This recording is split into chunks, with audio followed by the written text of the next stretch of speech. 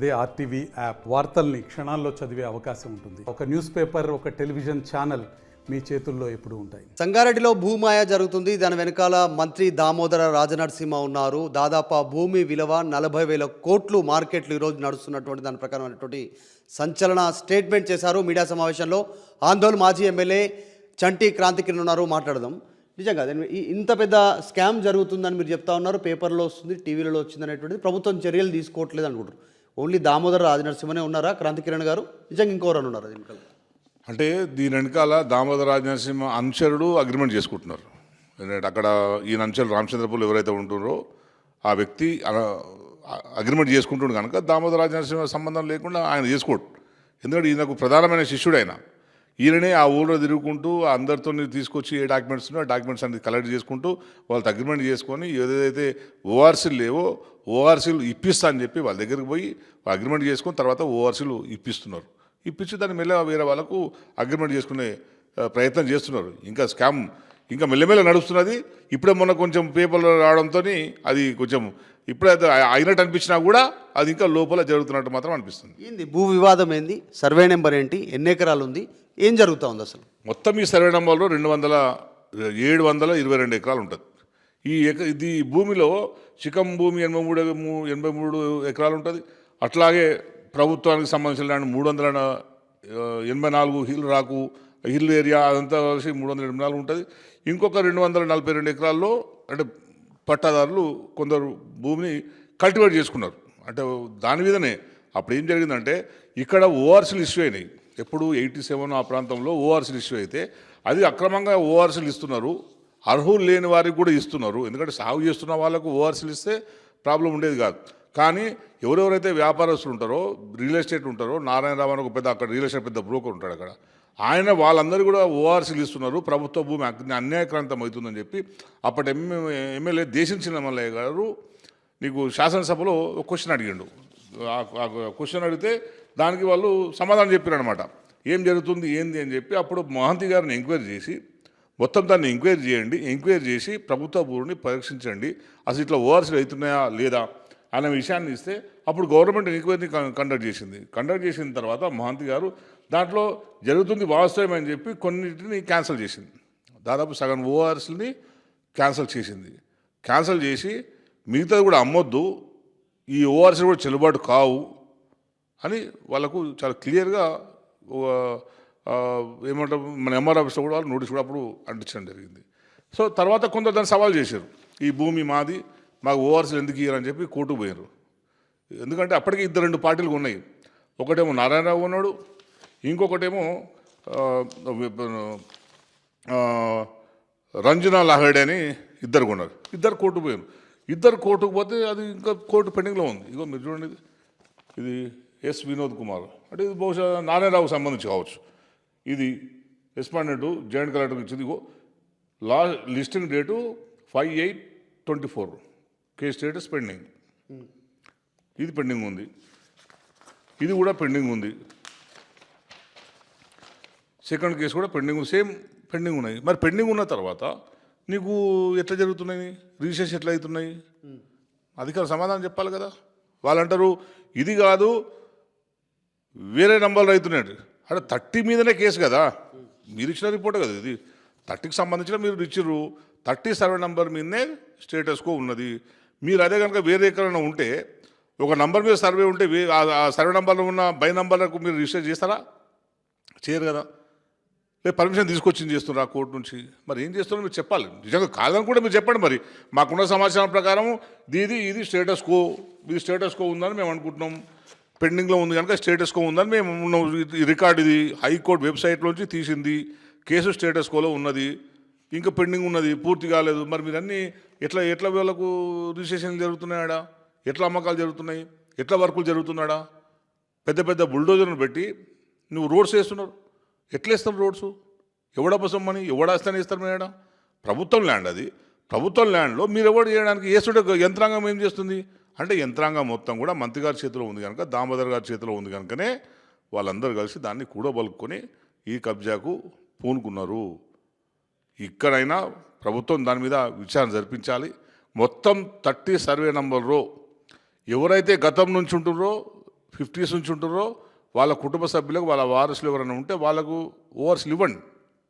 కానీ ఏదైతే మహాంతి గారు చెప్పినారో, మహాంతి గారు ఎంక్వైరీ తర్వాత ఈ ఫేక్ ఓఆర్సీలు వద్దు, ఇవి తప్పించరు అని చెప్పి రిపోర్ట్ వచ్చినో వాళ్ళందరినీ కూడా మళ్ళీ ఓఆర్సీలు క్యాన్సిల్ చేసి ఆ భూమి అంతటిని కూడా ప్రభుత్వం స్వాధీనం చేసుకోవాలి. ఏంటంటే ఇప్పుడు ఇన్ని గందరగోళం ఉన్నాయి. ఏం గందరగోళం అంటే ఇగో నేను చెప్తాను. కొన్ని ఇది ప్రొహిబిషన్ లిస్టు, ఇది గవర్నమెంట్ ప్రొహిబిషన్ లిస్టు, ఇది ప్రొహిబిషన్ లిస్ట్ కదా. ప్రొహిబిషన్ లిస్ట్లో 30/2 ఉంది. వీళ్ళు ఎవరో మనకు తెలియదు. ఇప్పుడు ప్రొహిబిషన్ లిస్ట్లో 30/2 ఉన్నది కదా. ఇక మళ్ళా ఇక్కడ 30/2 ఎట్లా రిజిస్ట్రేషన్ అవుతుంది?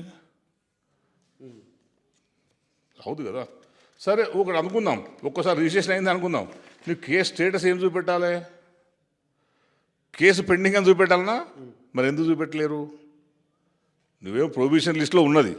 ప్రొహిబిషన్ లిస్ట్లో ఉన్న తర్వాత మరి నువ్వు ఎందుకు దాన్ని ఇక్కడ ఉన్న తర్వాత నువ్వు దాంట్లో ఎందుకు కేసు స్టేటస్ అని లేవు? ఇంకో విచిత్రమైన కేసు ఇది కూడా. ఇగో 314, సర్వే నెంబర్ 314, దీంట్లో నాలా సైడ్ అని ఉన్నదా? మళ్ళా సేమ్ ఇంకొకటి సేమ్ 314 మళ్ళీ ఇంకోటి 30/14, 30/14. దానిలో నాలా క్లియరెన్స్ ఉందా? ఈడేమున్నది? నాట్ సైడ్ సివిల్ కోర్ట్ డిస్ప్యూట్. అరే నువ్వు ఇన్ని అవకతవకలేంది? ఒకటే సర్వే నెంబరు 30/14, రెండు ఎట్లయితాయి? ఒకే సర్వే నెంబర్ మీద రిజిస్ట్రేషన్ ఎందుకు అవుతాయి? నువ్వు ఏనో పెట్టాలి, బీనో పెట్టాలి అంటే ఇటువంటి అవకతవకల్ని వీళ్ళు ఆసరా చేసుకున్నారు అనమాట. ఇట్లాంటి అవకతవకల్ని ఆసరా చేసుకోరు కనుక ఎవరు కన్ఫ్యూజ్ కాదు. ఇప్పుడు మనం ఏమనుకుంటాం, అరే ధరణి ఉన్నది, పాస్బుక్ ఉన్నది కనుక ఒకటి క్లియర్ ఉన్నది, పెండింగ్ ఉన్నది మనకెందుకు, క్లియర్ ఉన్నది కొందామంటాడు, ఆడ పొజిషనే ఉండదు. సో ఇట్లాంటి వాటిని అన్నింటినీ ఆసరా చేసుకొని వాళ్ళు కబ్జా మీదకి పోయే ప్రయత్నం చేస్తున్నారు. కబ్జా మీద ఉన్నారనుకుంటే అయితే, ఎందుకంటే వాళ్ళ కార్లు షెడ్లు ఇప్పటికే ఉన్నాయట, కంపౌండ్ వాళ్ళు కట్టే ప్రయత్నం చేస్తున్నారు, అవన్నీ ఉన్నాయి. వీటన్నిటినీ ఈ చిన్న చిన్న లొసుగుబాట్లను టెక్నికల్ పాయింట్లను తీసుకొని వాళ్ళందరూ కూడా కబ్జాలు చేసే ప్రయత్నం చేస్తున్నారు. దీన్ని మేము అడ్డుకుంటాం. ఎవరైతే ఉన్నారో మొత్తం, ఎందుకంటే అక్కడ ఎమ్మెల్యే కూడా కాంగ్రెస్ చేరిండ్రు. ఇప్పుడు ఎవరు అడిగే దిక్కులేదు ఇక. అంటే ఎవరు ప్రభుత్వ భూమి పోతుంటే ఎవరు అడగరని అనుకుంటారా?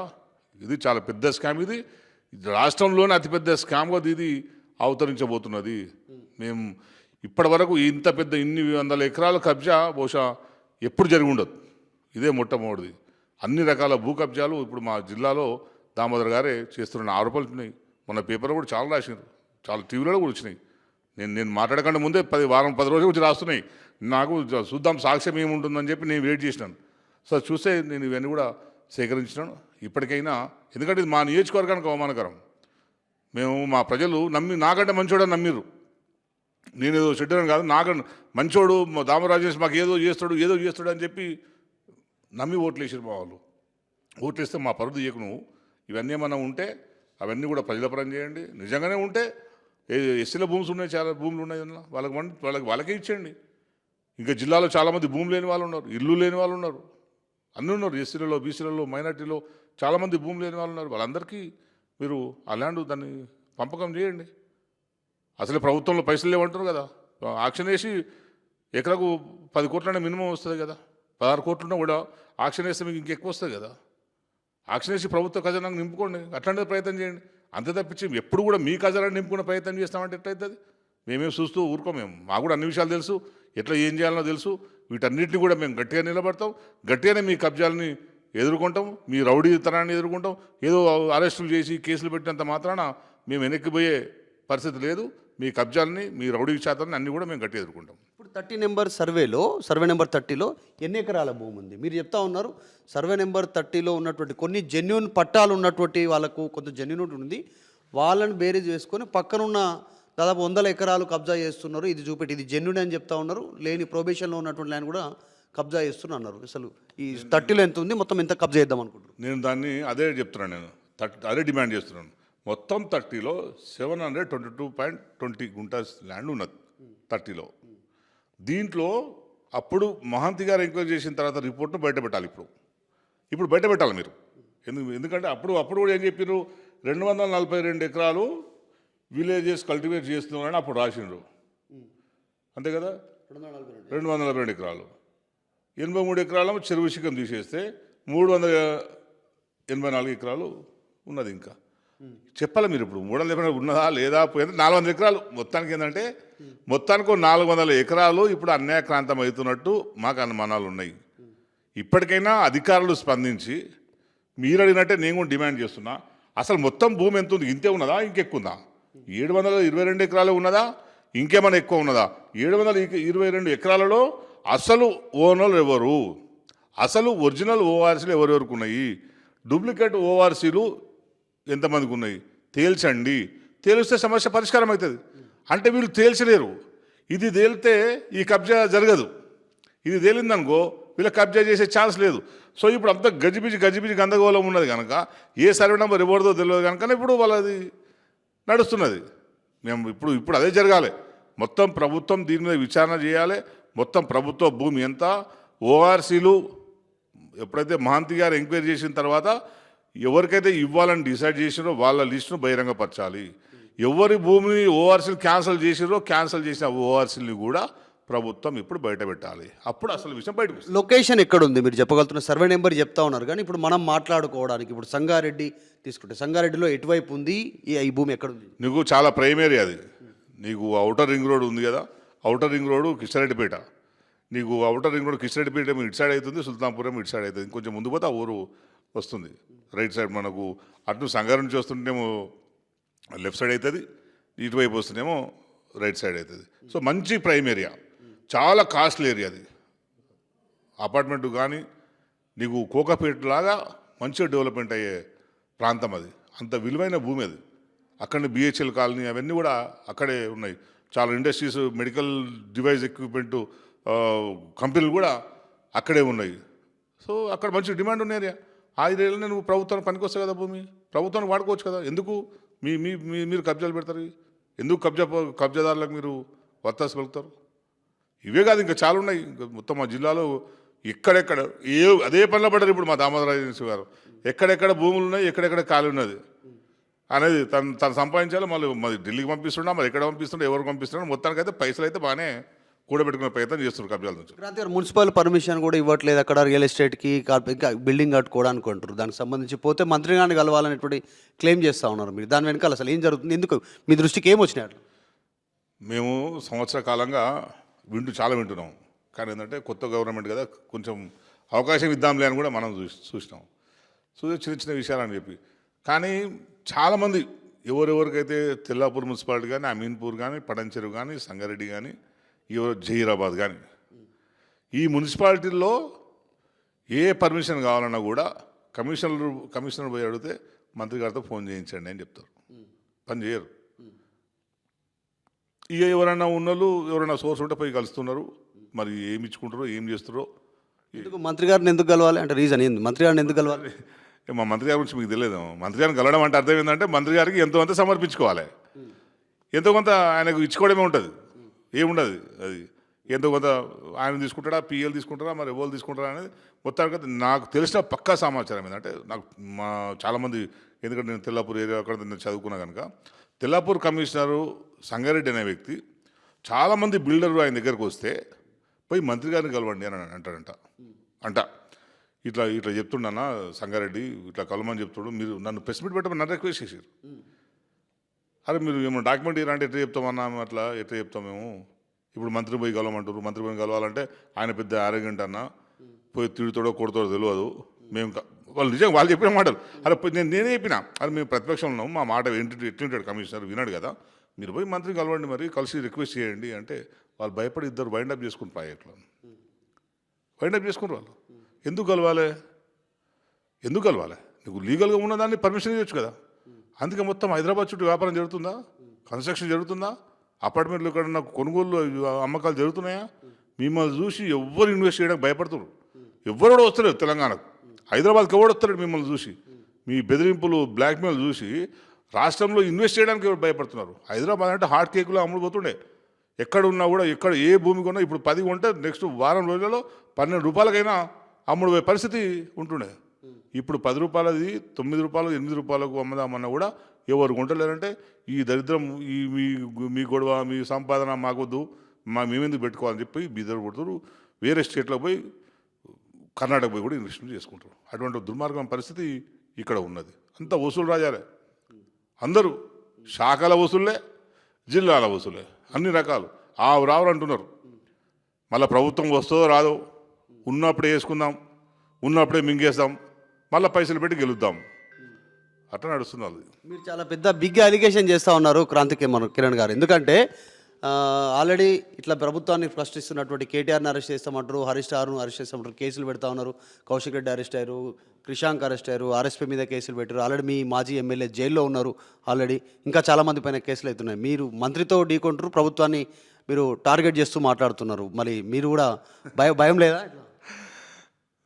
నేను తెలంగాణ ఉద్యమంలో చూసిన వాళ్ళని, తెలంగాణ ఉద్యమం కంటే ముందు కూడా ఉద్యమాల్లో ఉన్నాను. నేను చాలా చాలా సీరియస్ ఉద్యమాల్లో నేను పనిచేసినవాడిని.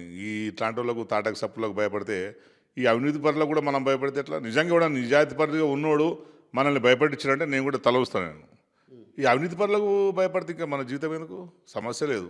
ఆయన బెదిరింపులు, ఆయన ఆల్రెడీ నేను ఎమ్మెల్యే ఉన్నప్పుడు నా మీద చాలా ఆరోపణలు చేశారు.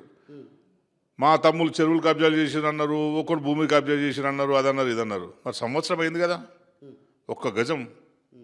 ఒక్క గజం ఎక్కడన్నా మా వాళ్ళు చేసింది మరి ఎందుకు బయటపెట్టలే? ఇప్పటికే నేను ఛాలెంజ్ చేస్తున్నా, మరి ఎక్కడన్నా ఏమన్నా చేస్తే సో అట్లాంటివి మా దగ్గర లేవు కనుక నేను భయపడాల్సిన అవసరం నాకు లేదు. నాకు మా తాత ఇచ్చిన భూమి ఉన్నది ఊర్లో. నేను ఒక్క గజం కూడా భూమి కొనలే, ఒక ఇల్లు కొనలే. నేను జర్నలిస్ట్గా ఎట్లా బతికినో ఎమ్మెల్యే కూడా అట్లే బతికినా. ఇప్పుడు అట్లాగే అదే ఎమ్మెల్యే, నేను జర్నలిస్ట్ ఉన్నప్పుడు ఇంట్లోనే ఇప్పుడు ఉంటున్నాను. నేను ఆయనకు భయపడలేదు, ఎవరికి భయపడేది లేదు. నేను ఉన్న విషయం చెప్తున్నాను కదా, నేను ఏదో రాజకీయం చేయాలని చెప్పి నేను ఈ ఆరోపణలు చేస్తలే. నేను ఒకటే అడుగుతున్నాను, బయట వినిపిస్తున్నాయి, ఒక ఛానల్లో టెలికాస్ట్ అయినాయి, డైరెక్ట్ మీ పేరు పెట్టి ఇచ్చారు, నీ ఫోటో పెట్టి కూడా ఇచ్చారు. అయినా కూడా సరే చూద్దాంలే అని చెప్పి అన్నాను. కానీ నేను డాక్యుమెంట్స్ అన్ని వెరిఫై చేసిన తర్వాత దీంట్లో లొసుగులు ఉన్నాయి.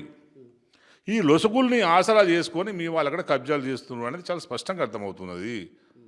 ప్రొహిబిషన్ లిస్టులో ఉన్నదాన్ని కూడా నీకు ఎట్లా వస్తుంది? ప్రొహిబిషన్లో ఉన్నది నీకు పాస్బుక్ ఎట్లా వస్తుంది? ప్రొహిబిషన్లో ఉన్న పాస్బుక్ నీకు ఒకే సర్వే నెంబర్ రెండు సార్లు ఎట్లా రిజిస్ట్రేషన్లు అవుతాయి? ఇవన్నీ తప్పులే కదా. అంటే ఈ తప్పుల్ని తీసుకొని మీరు అక్కడ కబ్జాలు చేసే ప్రయత్నం చేస్తున్నారని వాదిస్తుంది తప్పించి నేను దామోదర రాజనరసింహ మీద రాజకీయంగా నేను విమర్శ చేస్తాను ఉద్దేశం కాదు. రాజకీయ విమర్శలు చేయాలని రోజు చేయొచ్చు, మస్తు చేస్తాను. నేను చాలా ఉన్నాయి విమర్శలు చేయాల్సి. నేను ఎక్కువ ఎందుకంటే పోనీ చేసుకొని గెలిచిరు, పాలన చేయాలి కదా, వాళ్ళు కూడా పనిచేయడానికి టైం ఇవ్వాలి కదా. మనం ఊరికే రోజు ఎందుకు వెంటబడాలి? నా హయాంలో అభివృద్ధి జరగలేదు అన్నారు, మరి చేయండి అని చెప్పన్నాను. నేను మొన్న ఇంకా చాలా ఉన్నాయి. మొన్న ఎంత దుర్మార్గం అంటే మా దగ్గర ఒక రోడ్కు మేము 60 లక్షలకు నేనున్నప్పుడు శాంక్షన్ చేస్తే ఆ రోడ్ ఇప్పుడు 1,20,00,000 అయింది. సంవత్సరానికి నీకు 60 లక్షల పెరుగుతుందా ఎస్టిమేషన్? సో అట్లా ఎస్టిమేట్ చేసి ఇప్పుడు రోడ్లు పనులు చేస్తున్నారు. దాంట్లో కూడా కోట్లు చేస్తున్నాడు. దాన్ని కూడా ఉన్నాయి డాక్యుమెంట్స్. దాన్ని కూడా అడిగినాను, ఆర్చేట్ కింద అడిగినాను. అది కూడా 2-3 రోజుల్లో పెడతాం. ఇప్పుడు ఎంటబడ్డే ఉంటుంది కదా, సంవత్సరం అయిపోయింది కదా, ఛాన్స్ ఇచ్చినాం. సంవత్సరం ఏం చేస్తారో చేయండి అని చెప్పి అన్నాం. ఎంటబడుతూనే ఉంటాం. హరీష్ అన్నను జైలు వేసినట్టు, కేటీఆర్ను బెదిరించినట్లు, మమ్మల్ని బెదిరిస్తే అందరం కలిసి కొట్టాడతాం కదా. ఇప్పుడు హరీష్ అన్న ఎంతమంది, కొన్ని వేల మంది ఇప్పుడు హరీష్ అన్న కోసం వస్తున్నారు అక్కడ నుంచి ఇక్కడ నుంచి. కేటీఆర్ని అరెస్ట్ చేస్తా అంటే ఎంత తీవ్రత ప్రతిఘటన వచ్చింది. సో ఇప్పుడు ఆయన్ని లోపలేసారు. సో మీ ఉద్దేశం మీద ఉన్నది లోపలేసుడు, మాట్లాడినంత లోపలేసుడు, మాట్లాడిన గొంతునంతా నొక్కేసుడు. ఎవరు నిజం మాట్లాడద్దా? మరి మేము మాట్లాడిన నిజం, నేను ఒకటే చెప్తున్నా, దీంట్లో నిజం కాదని మీరు అనుకుంటే 30 సర్వే నంబర్లో ఏదేది ప్రభుత్వ భూమి, ఏదేది నిజమైన ఓవర్సీలు, ఏదేది కాదు. సింపుల్ మీరు ఒక స్టేట్మెంట్ ఎందుకు ఇవ్వాలంటున్నాను. పేపర్లో ఛానల్ వచ్చిన 10 రోజులు కూడా నేను మాట్లాడలే. కానీ మళ్ళీ నిన్న కూడా రిజిస్ట్రేషన్ జరుగుతున్న సమాచారం వచ్చింది కనుక, ఈరోజు కూడా పేపర్లో వచ్చింది కనుక నేను అదే మిమ్మల్ని ప్రశ్నిస్తున్నా. మీరు ఒక శ్వేతపత్రం ఇవ్వండి దాని మీద. అసలు ఆ భూములు ఏం జరుగుతుంది, మొత్తం ఎన్ని ఎకరాలు ఉన్న చెరువు ఉందా లేదా? చెరువు 83 ఎకరాలు అంటారు. చెరువు 83 ఎకరాల చెరువు ఉందా లేదా, అది పోయిందా? ఇవన్నీ నువ్వు ఒక శ్వేతపత్రం ఒక ప్రజలకు వివరణ ఇస్తే అయిపోయాయి కదా. ఇంకా దానికోసం మేము నీ మీద విమర్శలు చేయాల్సిన అవసరమే ఉంటుంది. ఫైనల్గా ఏం చేయబోతా ఉన్నారు? మీ పార్టీ కూడా స్టాండ్ తీసుకుంటుందా? ఇప్పుడు క్రాంతి కిరణ్ ఒక్కడే నిలబడి అడుగుతా ఉన్నారు, చెప్తా ఉన్నటువంటి సిచ్యువేషన్, పేపర్లో టీవీలో వచ్చిన అంశాలను ప్రస్తావిస్తున్నా అంటున్నారు.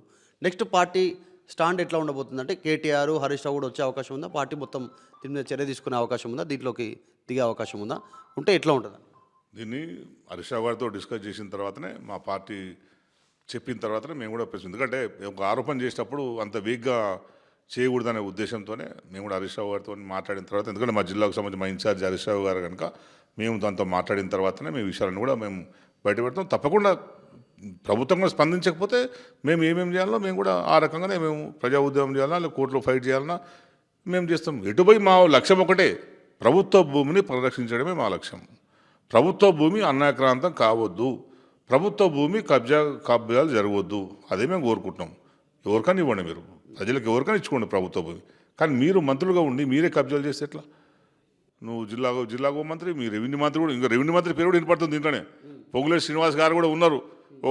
చెప్తున్నారు మాకు ఫోన్లు చేసి, పొంగులేటి శ్రీనివాసరెడ్డి 20%, దామోదరు 20%, ఇంకొక ఆయన 20%, ఇట్లా చాలామందికి ఒక్కొక్క షేర్ చేసుకొని దాని మీద కన్నేసిరని అని చెప్పి చాలామంది ఫోన్లు చేసి చెప్తున్నారు. ముఖ్యమంత్రి రేవంత్ రెడ్డికి తెలియదా ఇవన్నీ జరుగుతున్నటువంటిది? ఇంత ఇంటెలిజెన్స్ చెప్తుంది కదా. తెలియకుండా ఉంటారని ఎట్లా అనుకుంటాం? ఇప్పుడు రెవెన్యూ మంత్రి ఉన్నాడు అంటే వీళ్ళందరికీ ఏంటంటే ఒక్కొక్క మంత్రికి ఇప్పుడు ఒక్కొక్క మంత్రికి ఒక టార్గెట్ ఇచ్చినట్టున్నారు. పాపం వాళ్ళకి ఎలక్షన్లు ఉన్నాయి. మొన్న దాకా హర్యానా ఎలక్షన్ అయిపోయినాయి, మొన్న మహారాష్ట్ర ఛత్తీస్గఢ్ ఎలక్షన్ అయిపోయినాయి. మన పార్టీ ఖర్చు పెట్టాలి, ఎవరు పెట్టాలి? ఇప్పుడు మనం రాష్ట్రం వాళ్ళకు బంగారు బాత అయిపోయింది, మెల్లగా దాన్ని పిండుతున్నారు. ఇక్కడ ఎన్నో వస్తాయి, బహుశా ఇక్కడ తీసుకుని ఢిల్లీ దాకా పోతున్నాయేమో. వీళ్ళంతా తీసుకొని ఢిల్లీ ఎందుకు లేకుంటే కాంగ్రెస్ ప్రభుత్వం ఎందుకు సపోర్ట్గా ఉంటుంది? రాహుల్ గాంధీ గారు ఎందుకు సైలెంట్గా ఉంటాడు? ఇప్పుడు మూసీకి సంబంధించి ఫస్ట్ 70,000 కోట్లు అన్నారు, 1,50,000 కోట్లు పోయింది. మరి రాహుల్ గాంధీ ఎందుకు మాట్లాడలేడు?